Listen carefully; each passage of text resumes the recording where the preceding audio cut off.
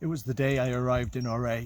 It seemed the whole village turned out. All the boys were painted red and the girls were in their traditional costumes, all of them singing and dancing. And it seemed that the elders of the village and the school governors, the teachers, the mums and their babies as well, all came out just to say hello to me. It was a truly memorable moment, never forget it. There's so many, the children and the staff at the school, they seemed so resilient. They overcome every obstacle. The children walking miles on their own to get into school, the staff coping with no resources and crumbling infrastructure. They just get on with it and they're just so glad to be at school. And I think it just continues into the adults as well, driving along the roads there, which could barely be called roads, but they just get on with it. I love their resilience. Become so dependent upon IT, photocopiers, printers, computers, downloadable resources, that when it came down to preparing lessons for the teachers' conference, we had to go back to the old ways, and it came as quite a big shock to the system.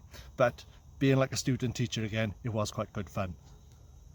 We needed some printouts for our conference, and so we went into the town with a flash drive ready to find someone that could print out. We eventually found someone in a back alley. He'd set up his own business with a desktop computer, a printer and a stack of A4 paper.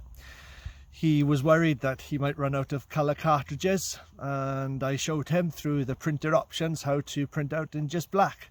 He was thrilled with that. I'd like to think that he's now going to make his millions just because of that extra option to his armoury. The four of us Welsh teachers had been out for a lovely walk around Taberseca, and we were returning back to our house early evening, and there seemed to be an awful lot of students still around in their school uniforms. As usual, most of them were saying hello to us and us to them. It was great when one of the girls said "Shemai" to us, which we gladly replied to. But I asked one of the girls, where have you been?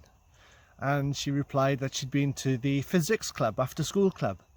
I told her I was useless at physics when I was in school. And she said, I'm not very good either. That's why I go to club. And that just blew me away. Their determination to learn, even in such difficult circumstances.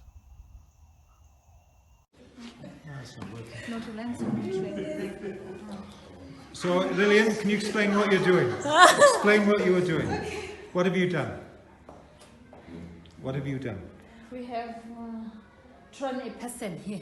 A drawn person? Yes. It is such a handsome person. Yeah. I agree.